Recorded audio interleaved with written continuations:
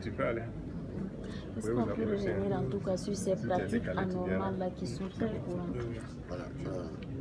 Merci beaucoup. Donc, à la suite de M. le ministre, il faut noter que le rapport met en évidence trois éléments que nous considérons comme pratiques anormales. Il y a ce que nous appelons le nombre de contrôle, le poste de contrôle sur un corridor. Il y a ensuite le temps passé à un contrôle. Et puis nous avons les frais illicites qui sont perçus par les agents.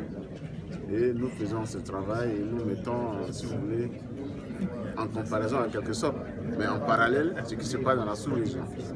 Et vous savez que, en ce qui concerne les perceptions illicites, nous voyons quelquefois le prix de transport qui est multiplié par 10 parfois à cause des perceptions.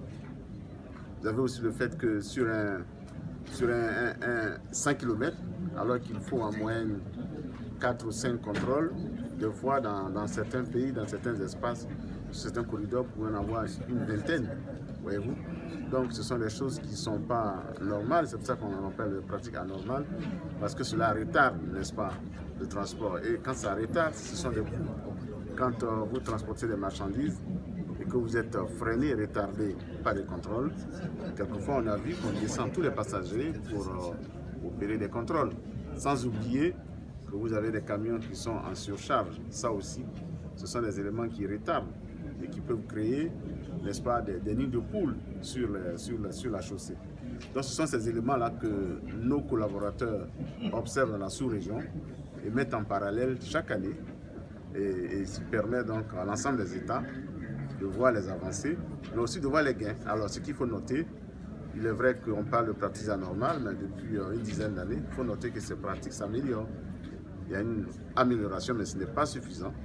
Et nous souhaitons que, au niveau donc, du Burkina, qui est donc un pays leader, comme l'a dit M. le ministre, qu'il continue de, n'est-ce pas, de donner ce leadership-là pour que la sous-région puisse en bénéficier.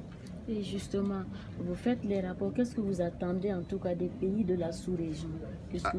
Alors nous attendons que ces pratiques-là diminuent et pratiquement cessent. C'est que c'est difficile d'avoir 100%, n'est-ce pas? Mais nous espérons que ces pratiques cessent pour qu'il y ait la fluidité des transports et que quand on voyage, on n'a pas la peur au ventre de se voir arrêté abusivement ou de se voir, n'est-ce pas, pénalisé parce qu'on paye des faux frais.